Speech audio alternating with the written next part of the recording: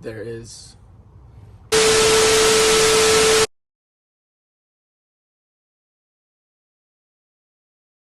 Yeah, these itchings in the tree, I think like 60,000 years ago, there's a lot of Indians in the tree, in these teepees, creating these teepees every day. Why do they create them? There's a lot of myths and theories, I think, in history that these Indians, these Egyptians were creating these teepees to harness their inner power. Now, what do I mean by that? Have you guys heard of that theory? That's the Indians about the Egyptians harnessing their inner power? No, I haven't. You have No, not? I haven't. Okay, let me tell you. So these Egyptians, these Indians, would go with their wives. They would sit here with their wives and they would meditate. They look at the stars, and actually what they believed is, there's like this old article that I read on the internet talking about how the Indians would surge the universal power into their minds. And this is how they were able to detect animals. They could hear animals from I think it was 5 miles away, a few miles away. Now there was CIA documents written on how to actually access this this energy.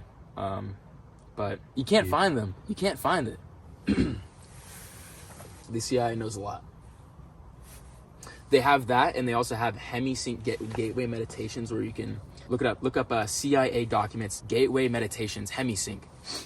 There's a lot of benefits and negatives from that. You can leave your body. You can travel in the past. You can travel in the future. So you're talking about astral projection? Yes, astral projection. You're able to travel in the future. You're able to travel into the past and see into the past. And you can use energy and manipulate that energy to bring whatever desire that you would like. You know what that's called? What is that called? Pseudoscience. It's not. It is. CIA had documents of that. I mean, personally, I hate to break it to you, but there's no scientific evidence that your consciousness can leave your body. Even out-of-body experiences or near-death experiences or anything like that, the neuroscience can explain a lot of it. There's no scientific evidence that your soul can leave your body. Absolutely. Go somewhere else. And let me tell you this: if it was possible, yes, for your consciousness to leave your body, yeah, it's easy to disprove this. All you have to do is you put one person in one room. Yeah. You have a piece of paper with a message written on it in another room, and you just tell Yes. the person, okay, transport your consciousness into the other room and read that paper. And if they can't do it, then it's bullshit. You can easily disprove the concept of astral projection. Think about this. Yeah. If I could astral project myself right now, could I go into the Oval Office, the White House, and see all the classified documents there? Absolutely not. The worlds are different. They're different worlds. I know, but what I'm trying to say is you could easily disprove the concept of astral projection. I think there's a lot of different a wall. definitions of astral projection. What is the definition of astral projection? Projecting one's consciousness or soul outside of their physical body. Projecting one's consciousness outside of their physical body. Correct. Now, one thing I have to keep in mind is that everything we experience is in us, is within us. Nothing you see, nothing that you feel, nothing that is there, we have no proof that it's actually there. What does this mean? To be fair, so there's a cut in podcast right there. That was totally wicked. I never believed that. Yeah. Anyway, so back to what I was saying. So yeah.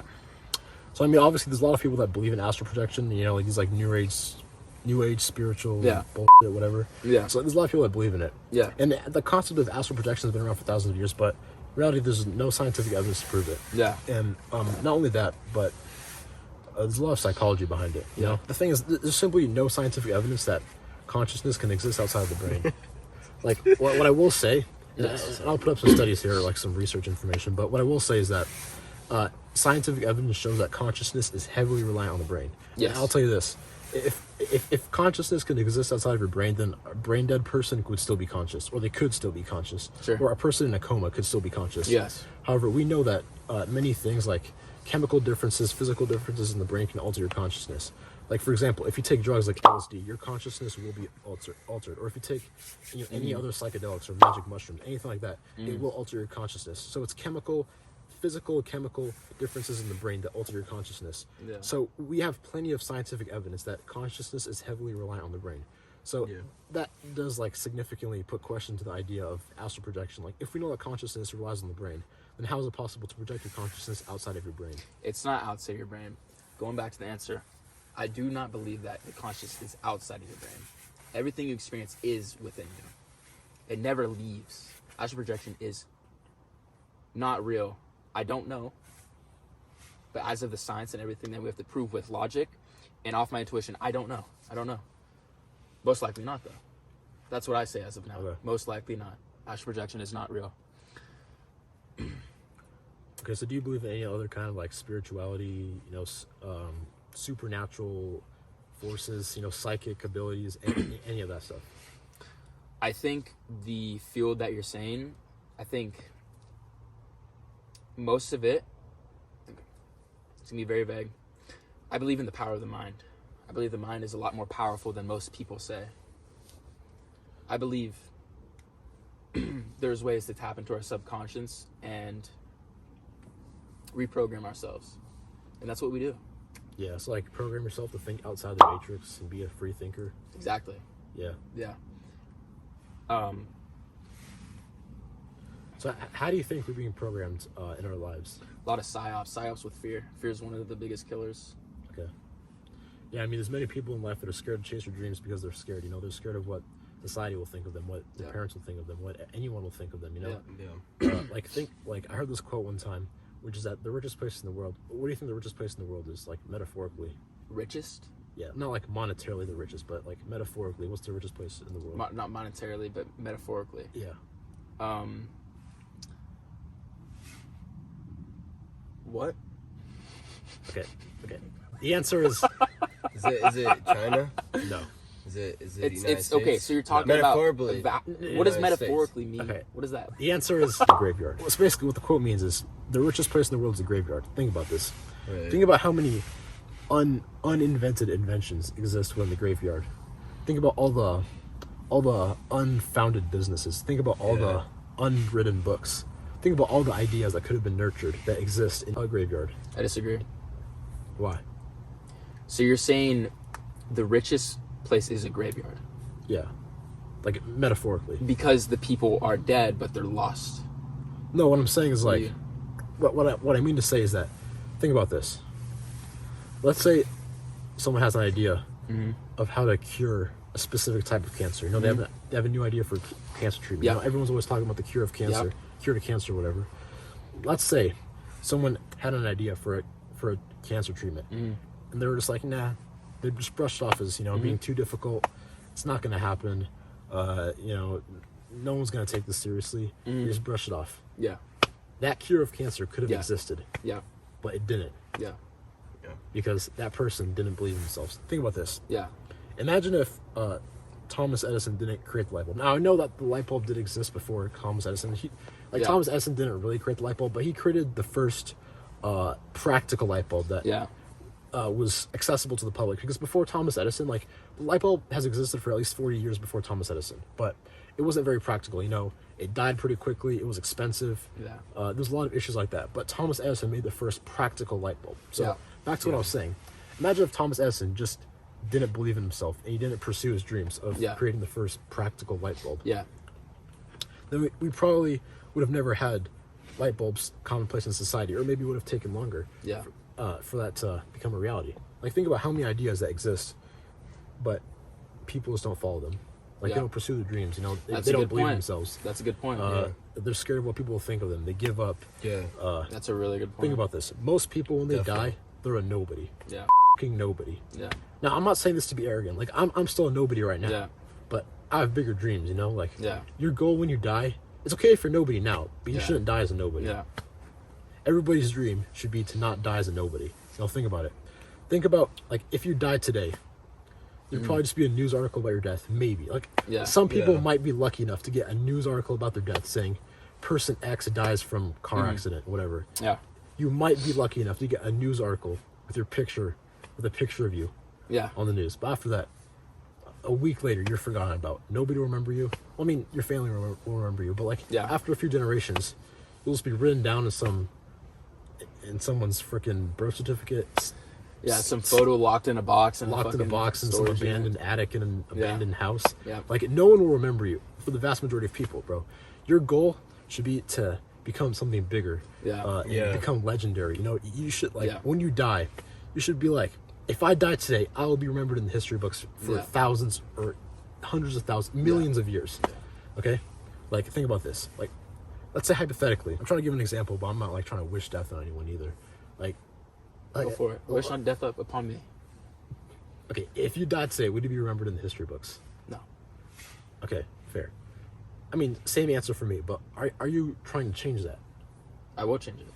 So, how will you be remembered in the history books? The history books. No, actually, I don't know. I haven't fully discovered my purpose. I find my purpose one day at a time. It's not fully discovered. As for me, I'm not sure yet. Okay. Because I know I'd like to become wealthy. I'd like to cross off my bucket list and grow my connection with the things I want to connect with. But there is no, as of now, yes, I would like to help humanity.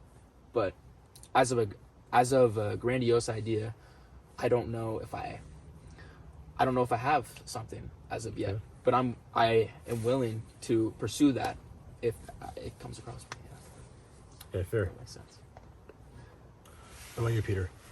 If you same died answer. right now, Like, I feel like I haven't discovered my purpose yet, and I feel like there's a long journey ahead, and there's a lot to do. A lot of work needs to be put in, and a lot of, like, situating myself. I can't determine my future. Just, I could say that I want to be the president, and I'm not going to be the president because... I want to reinstate one more thing after you're done. Go ahead. I did just think of one thing.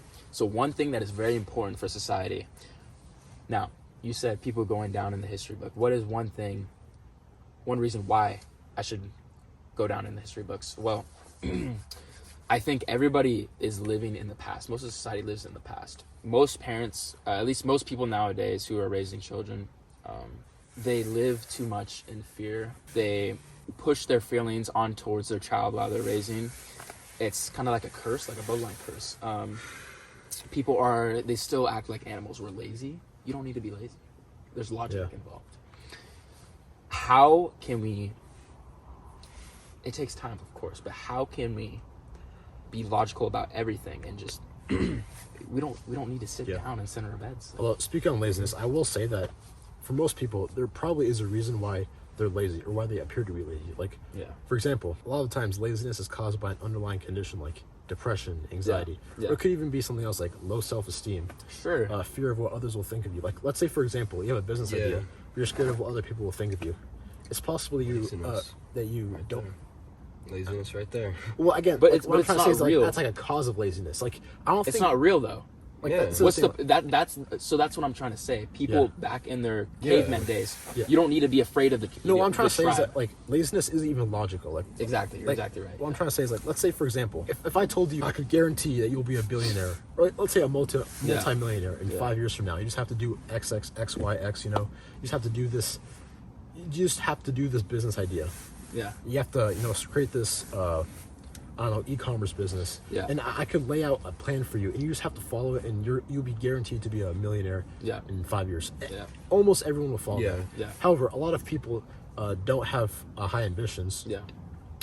Because they just don't know where to start. Like, they're just not organized. They don't have a plan of how to succeed. You know. Yeah, that makes sense. Like, but I feel like if you could give someone a plan of exactly how they'll succeed and become a millionaire, or billionaire, trillionaire, I don't know. If you could give them like a plan, even if it involved hard work, but if you could give them an exact plan of how to achieve that, they would do whatever it takes. But I feel like that's also another cause of laziness. It's simply just not being organized, not having a plan. I agree, and decision fatigue comes into a lot of that. It's kind of like when you wake up, you're like, and you don't have a set routine. It's like waking up without a set routine. You wake up and you don't know, you want to get out of your bed, you want to do this, and you visualize, all right, we're going to brush our teeth, oh wait, we have to do this, we have to do our laundry, oh, I have to clean my room, oh, I have to do this. It's fucking overwhelming. You don't know where to start. Yeah, I know. So going back to that point, if there's something like having like a set layout of what you need to do in order to become whatever you want to become, it's much easier because there's no decision fatigue. You know exactly what to do, and you'll have faith in process. Yeah. Yeah, I mean, adding on to that, the more decisions you make in your day, the harder it is to make decisions. We can become overwhelmed by making decisions, and you may not realize it, but I mean, we make thousands of decisions a day. Even something as simple as I don't know, what to wear, what to eat. Yeah. We make a bunch of decisions every day. So when you have to make a lot of decisions, we're talking thousands, tens of thousands of decisions. It can become more difficult. Yeah. As you said, decision fatigue. I'm not even sure if that's a real word, but let's make it a word. Yeah, absolutely. Yeah. You're exactly right. Many thoughts are pacing every day. And another thing is exactly. getting stuck in your body. You don't know if you trust yourself. You don't know. You might see the goal, but you don't know the steps to go there. And with decision fatigue included in there, like you were saying, doubts will fill because you see the goal, but it's dark in front of you. There's no light. Yeah, exactly. Definitely. And just to comment on something you said earlier, what exactly do you mean by being stuck in your body? So what I mean by being stuck in your body is that the way it works is your thoughts, or let's do it. Your body, all of us are stuck in our caveman body. Evolution hasn't had enough time to catch up with our minds in our current society. That's why we are lazy, to preserve our energy. We don't need to. Yeah. We have infinite food. We have infinite water. That's why we stay in our beds. That's our caveman. Our body's stuck in that. But there is ways to fine tune those habits, and it takes time.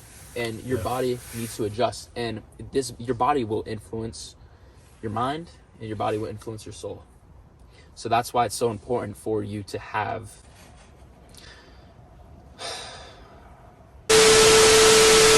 Anyway, so back to what you were saying about your mind and your soul. So by soul, do you mean a literal soul that, in the way that people commonly describe?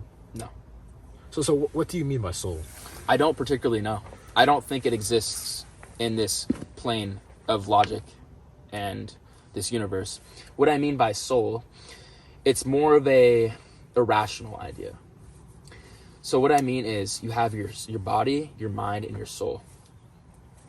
Your soul, what your body wants the best for. So let's say this: there's three beings. There's your body, there's your mind, there's your soul. What does your body want? Your body's your little caveman, little shit. Yeah. Your body's gonna want to sleep in, jack off. It wants to impregnate. It wants to spread its primitive seed. desires. So food, water, sex, shelter. Mm-hmm. I don't know, jerking off. Mm.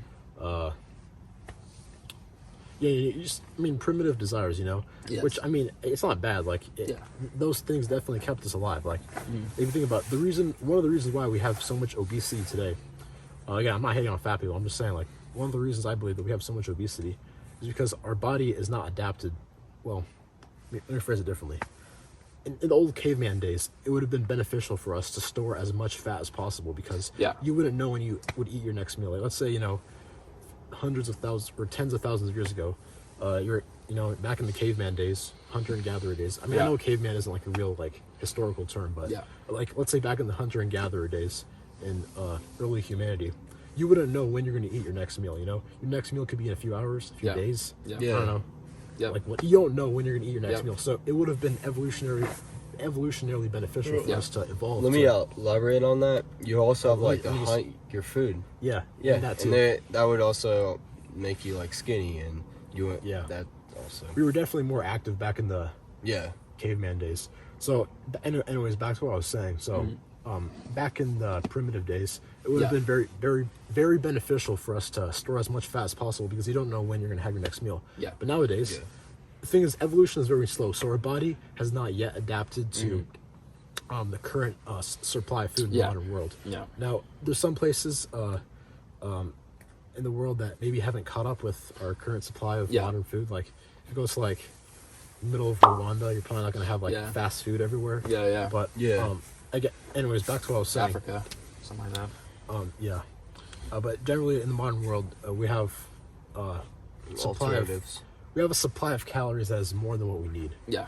Like a lot of alternatives, like instead of running to get hunt predators and Yeah. stuff, you're driving your car to McDonald's and getting your food. Exactly. Yeah. Yeah, which I mean, cars A lot are of efficient, lazier but alternatives. like I mean, cars are efficient, obviously, but it's like it's like a form of laziness, like from like a primitive standpoint. Yeah, absolutely. Yeah. Like you'd burn a lot more fat if you had to walk and run everywhere. Definitely. I do want to add another point. Okay, so let's go back to what you're saying. Primitive state.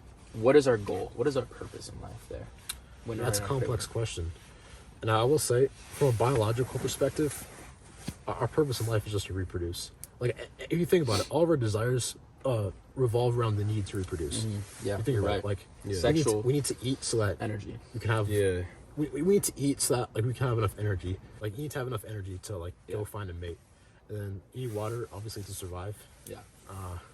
So like you need to be healthy to be able to reproduce. Yeah. And I guess indirectly that means we also need to live for as long as possible.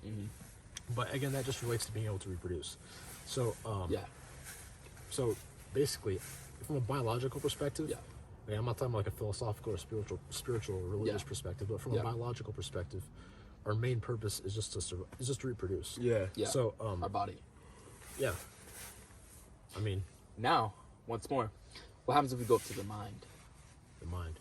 This is things like modern day society. I would think of it as how our society has been constructed. Going to work, fear-based,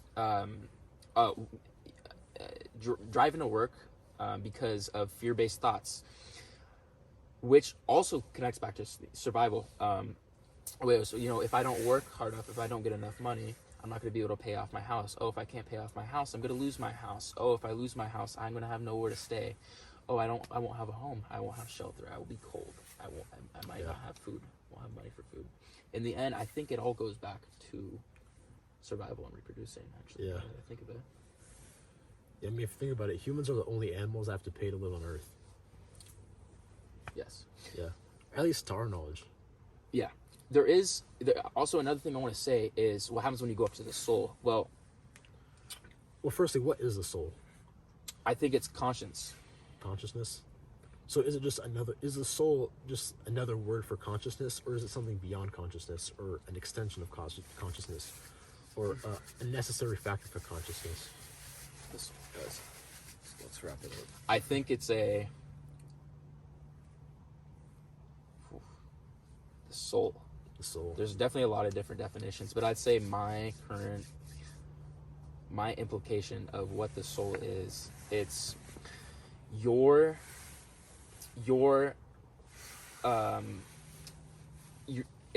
it's conscience, but it's your own. It's your conscience. It's your soul.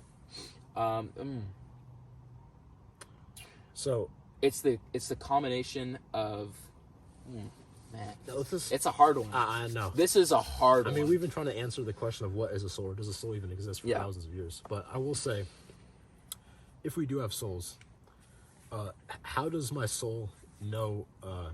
How does my soul stay attached to my body? Now, I know it sounds like a stupid question, but like if you think about it deeply, it actually gets kind of interesting. Like, Yeah.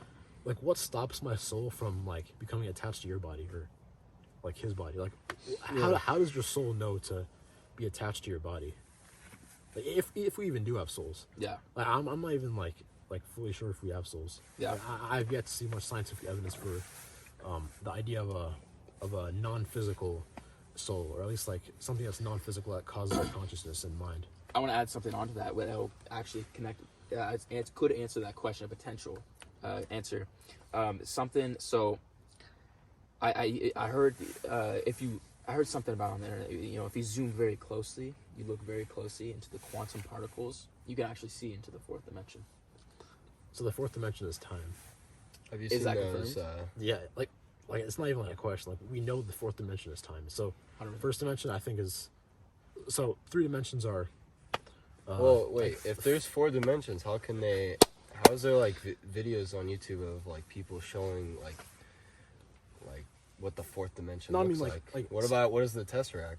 Oh yeah, that's true. No, what I'm trying That's to say the is fourth like, dimension. a lot of people say like, a lot of people will use the term the fourth dimension like some like spiritual like conspiracy theorist kind of like connotation, but in reality, the fourth dimension is literally just time. Like from a scientific perspective, the fourth dimension is time. That means that so I'm gonna actually add this in. That's a good that you said that. Time actually makes sense with my argument. Yeah. So third dimension, we live in a third dimensional world. Everything is 3D. But the only thing that's holding us back is time. We need time to change the third dimensional world. Now you're saying the fourth dimension is time. Does that mean, what does that mean? What's the difference between the third dimension and the fourth dimension? If we have time, we're aware of time in this world. Yeah. So can we manipulate the time? Is it non-linear? Does everything exist at one moment? Does every possible scenario exist at one moment in the fourth dimension? Therefore, all the science, all the undiscovered things that we have now that we're trying to prove with science is so not advanced. We're like fucking cavemen with rocks going let's prove this, the universe. When it's so fucking advanced, it's beyond our understanding. Yeah. Our brain is the size of a fist, and we're trying to answer the universe. It's trying to answer all these questions with the universe. We're experiencing the universe through it fucking this big. You know how big the universe is? So to answer questions, 93 billion light years. 93 billion light years in diameter. Yeah. Now that's just the observable universe. So Yeah. I mean, to be honest, nobody knows exactly what's outside of the observable universe. Yeah. It could just be an infinite universe that goes on forever. Yeah. It could be a multiverse with multiple universes. Yeah. Nobody knows what's outside the observable universe. Yeah. But so I will say, to get back to what we were talking about earlier. So again, the fourth dimension is time, and then space and time are closely linked together. So we know there's a lot of examples of this. Like for example, gravity is a physical force, but it also affects time. That's why if you go near a black hole, from the perspective of someone that's watching outside, it would look like it was taking forever for you to actually get into the black hole, because the immense gravitational pull from the black hole would slow down time. That's why, like, I guess in a sense you could time travel by going near a black hole. Now granted, there's no black hole anywhere near the solar system that we could reach with that we could reasonably reach with our current technology, but in the future we could potentially time travel by going to a black hole, which would then slow down time from your perspective, which would, I guess, allow you to time travel to the future from the perspective of other people. Now that would only really allow you to time travel to the future. Nobody really knows if time travel to the past is possible, and time travel to the past has never been observed before. Now time travel to the future has been observed. Now, not anything significant. It's not like, in the sci-fi movies where you just like have this like magical time travel machine, you hop into it, you just turn like some knob and you time travel to like back when the dinosaurs existed. It's not like, it's very like stereotypical view of time travel, but the way that time travel works in real life is, let's say for example you're an astronaut orbiting orbiting the International Space Station. Time will be slightly slower for you than it is for someone here on Earth. Because gravity slows down time. It's called time dilation. So for someone here on Earth, you'd be experiencing time slightly slower than someone in the International Space Station. Now, the difference is extremely small. Like if you're orbiting the Earth and the International Space Station for a few years, you'd be like milliseconds behind. It's like a tiny amount. Like it's not anything significant, but it is measurable.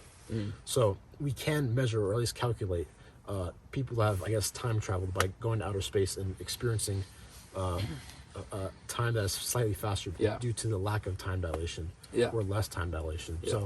So time travel to the future has been observed. Finish up. Oh well. Yeah. I'm getting impatient. This is good. This is potential, dude. You're thinking like a caveman. Yeah. So the exact points we're going over, you use those points. Because this is 1,000. This is gonna be this is $10,000 right here. Think about this. Like 20 years from now, like this will be like the most watched video on YouTube. Yeah, this will be the most watched. So let's go into the fourth dimension for example. Time is not linear. So right now, at this moment, we just made $4,000 with this video. With what he just said. That's 8,000. I mean, I wouldn't say at this moment, but like in the fourth dimension. at some point. Yes, that's what I mean. Okay. So I mean, you never know. Like, what if in an alternate universe? What if there's a multiverse? Yeah, In an alternate universe, like, we're all trillionaires that, like, we are. we are trillionaires. Yeah. Exactly, manifest. I mean, I don't believe in manifestation. I do believe in self-fulfilling prophecy. I think that's, like, something that a lot of people mean when they mean manifestation. Like, Yeah, the truth is, despite what you might have seen on TikTok or whatever, you can't manifest something. Now, you can, I guess, believe in yourself yeah, and use that self-belief to motivate yourself yeah. to become successful and hyper-competitive and Yeah. succeed in life. You're right. But you can't actually manifest anything. Like, you can't, like go outside and pray to the sky that you'll be a millionaire in 5 days. No, Like, absolutely not. You can't, like, that's bullshit. Like, Yeah, absolutely not. like, agree. you can't just manifest something. Now, you can, I think where maybe some people might get confused is, like, you can visualize something Yeah, and use that to motivate yourself. and I believe subconscious goes with that as well. Yeah. I mean, Visualizing, it's very powerful on Yeah. the subconscious. it's like, sorry to interrupt, but, like, an example of this would be, like, Okay. let's say, for example, like, my Sure. dream is to, like, buy a private jet. If I just manifest it, be like, please, universe, make me rich one day so I can Yeah. buy whatever I want. Yeah, it's Fucking bullshit. fucking retarded. But what I could do is I could, like, I mean, people talk about, like, visualization boards and whatever. Yeah. I could get a poster of one, Yeah, put it up, like, in front of my desk. Yeah. So every day when I'm grinding on my Shopify store Yeah. and trading stocks, Yeah. making money, Yeah. escaping the matrix, agree. I see that and it's motivating. There's no supernatural stuff. I still have to work hard, Yeah. but it's motivating. It's like Yeah. when I'm, like, feeling down and, like, not feeling like working, when I see Yeah. the private jet, I'm like, all right, back to work, baby. Let's, Yeah. let's trade some more. Let's, like, fucking, like, let's make better investments, Yeah, make better investments. Yeah. Yeah. Rewatch why we messed up that trade. Rewatch why we Yeah. didn't, put our stop loss a little bit higher. Yeah, I mean, your ego might prevent you from putting stop loss, but, like, Yeah. you probably should use stop loss. You're exactly right. Yeah, ego gets in the way of a Yeah. lot of things, guys. Yeah, I mean, trading is a lot of emotions too. Some people see, like, oh shit, like, my stocks are going down, I gotta sell it. Mm-hmm. But in reality, They're that's just emotions. Like, Yeah. so I feel like if you want to trade, you should first start either with a small amount of money, so that you wouldn't care about it if you lost it, so your emotions Yeah. get less involved, or to start trading fake Yeah. money. Like, there's many websites online where you can trade fake currency for free. Yeah. And that will allow you to trade and learn how to trade and think Yeah. about Yeah. different stuff. Because, like, obviously, like, if you put $2,000, maybe not 2,000, if you put, like, $50,000 of your hard-earned stock, Yeah. I mean, hard-earned income in, like, I don't know, Tesla stock, and it drops because people don't like the Cybertruck. Yeah. I mean, I think it's cool, but, like, That's pretty cool. a lot of people don't really. But I heard Elon Musk threw, I think it was like a metal ball or something at Yeah, it. that was a long The time windshield ago. broke, man. I Come mean, on. at least it didn't go through. Like, at least it didn't penetrate through. Yeah. But anyways, That's back good. to what I was saying. If Yeah. you put, like, $50,000 Yeah. of your harder income in Tesla Yeah. stock, Yeah. and that shit goes down, Yeah. it's going to be very hard to not react emotionally. Now, some people might be very stoic, Yeah. maybe you can, like, harness the power of meditation to, like, think rationally. Yeah. But, like, other than that, like, it's going to be very hard to not react emotionally when Yeah. all your life savings just go down the Plummet shit. down the drain, yeah. And then However- you're going to have to join, like, a course, like a Edutates. Andrew Tate's The Real World. Yes. Yeah. I mean, I've actually joined. Me Like, too. I'm not saying it's bad or anything, but I felt like the information on there wasn't, like, anything super special. Like, it was cool.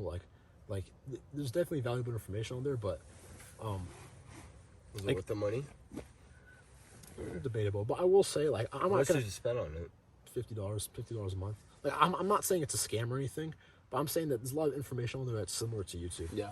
Like, yeah. there's a lot of information that you can find on YouTube for free. Yeah. Like, I don't really think it's necessary to pay $50 a month. No, you can, like, I'm not saying it's bad either. Like, you can definitely join it, and you probably will see yeah. benefits from it, but Yeah. it's not necessary. Like, you can look up any online business on YouTube and get the information for free. And Makes that's sense. personally, like, what I believe. I don't think that courses should be paid for, because if you think about it, Honestly, I think that's how they make most of their money. It's from the courses. well, the thing is, you can still make money by uploading it to YouTube for free. You'll get ad revenue. So I think But I feel like courses also influences it. Like, I mean, I'm not sure. most creators, they're like, they always recommend a course or they're affiliated by the product. Yeah, I mean, affiliate marketing, Yeah, or sponsorships. that's been pretty popular and trending recently via TikTok Shop. I have a friend, he's made a couple bangs off that, a lot of money, and I feel like affiliate marketing is pretty, like, when you're a fitness influencer, either you're gonna do online coaching or affiliate marketing.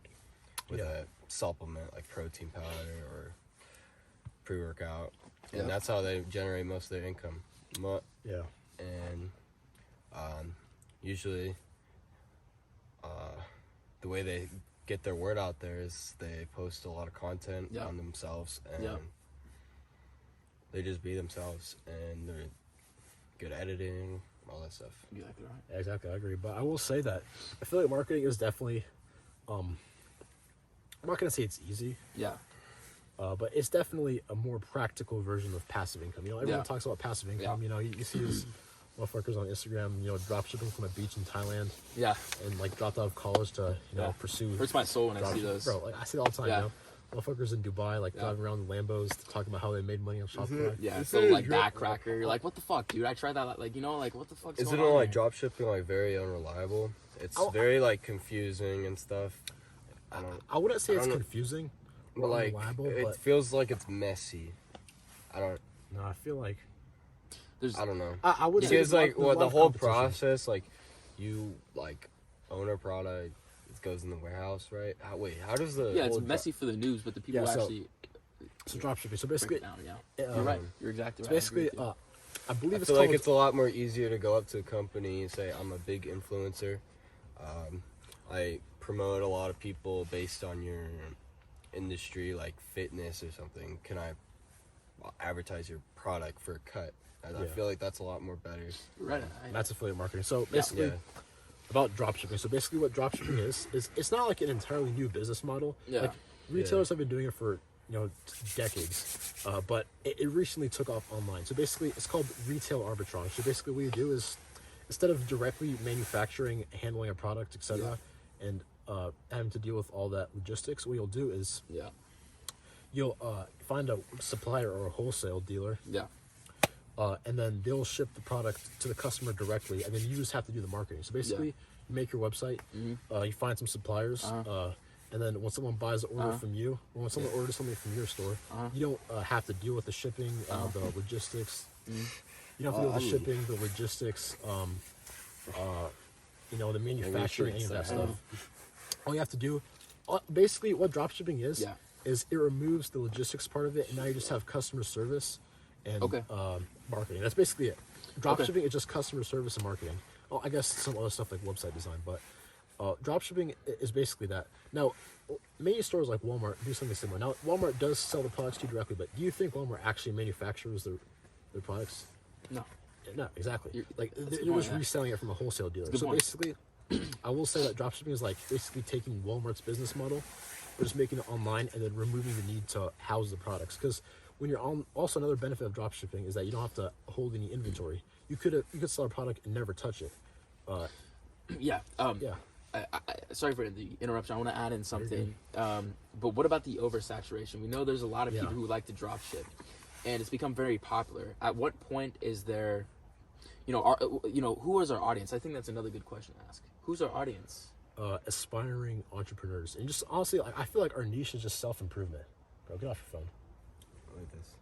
It's like a Donald Trump. A real Donald Trump? Yeah. Hey, show it to the camera. It's like a Donald Trump. Anyways, back to what I was saying. So, I will say, so who's our audience, okay? So, if you're watching this video, feel free to comment down below what demographic you fall under, but I feel like our demographics are mostly male. We might have some female viewers, but I feel like the content we're talking about, like do you think that the majority, do you think there's a large portion of women that watch the Joe Rogan podcast? Actually, Joe Rogan is argumentative. I think there actually is some women, a lot of women that do watch that. Maybe not Joe Rogan. Do you feel like Andrew Tate? Like, do you think there's a large portion of women that watch Andrew Tate? That's another one I can't answer for. Okay, what about Iman Gadzhi? Do you know him? I love him. He's bro, that's my man, bro. He's my man too, bro.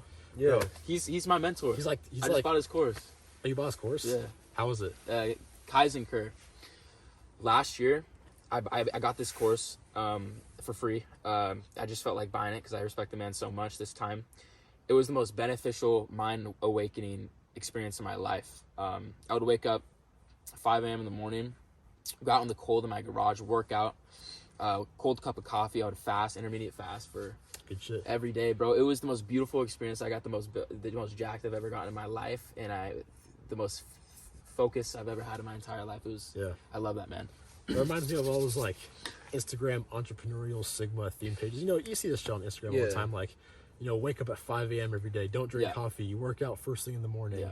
Meditate. Take cold shower. I'm not saying it's bad, but it's kind of like the vibe that you're reminding me of. Yeah, absolutely. Like I see a lot of these people on Instagram. It's like, take cold showers. You know, don't jerk off. I don't know. I'll add something. Monk mode. Monk mode. Yeah, that's what I'm trying to talk about. Yeah, Like, it's a good one. I'm referring to these like specific Instagram entrepreneurial Sigma male theme pages I see all the time. Yeah. Now, I mean, like they have the right message. Obviously, they're trying to inspire people, but I feel like it is kind of difficult for most people to maintain long term. Like, do you think there's anyone that like wakes up every single day and takes a cold shower first thing in the morning? Yeah, like Absolutely not. 4 in the morning. No. And then like, and also especially without coffee, a lot of them don't like. A lot of them advocate not drinking coffee too. Absolutely. So, like, do you think there's anyone that like every day of their life or most days of their life wake up at 4 in the morning, take a cold shower, don't drink coffee, just like that whole vibe. Yeah. Don't jerk off at all too. Yeah. Like, is there anyone that can sustain that long term? Like, I feel like a lot of these like gurus. It takes time. Yeah, exactly. Also, I want to say like a lot of these gurus like give advice that is like not very practical to sustain long term. Like again, like an example of this is cold showers. What was that? Did you hear that? Did you hear that? What is it?